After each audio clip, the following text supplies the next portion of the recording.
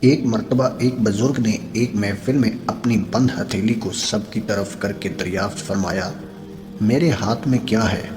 کچھ نے جواب دیا، شاید آپ کے ہاتھ میں ہیرے جواہرات ہیں۔ پھر ایک صاحب سے پوچھا، انہوں نے بھی کچھ سوچ کے بعد جواب دیا، شاید سونا ہے۔ پھر پوچھنے پر ایک نے جواب دیا کہ آپ کے ہاتھ میں اگر ہیرے جواہرات نہیں اور سونا بھی نہیں تو یقیناً چاندی یا کوئی قیمتی چیز ہوگی۔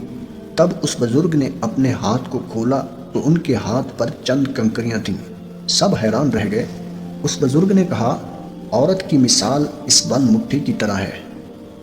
اگر وہ بند ہے یعنی باپردہ ہے تو ہیرے جواہرات سونا چاندی اور اس کی بیش بہا قیمت ہے، لیکن اگر وہ مٹھی کی طرح کھل جائے، بے پردہ ہو جائے، تو وہ بے وقت پتھر اور کنکریوں کی مانند ہے، جس کی کوئی عزت اور قیمت نہیں۔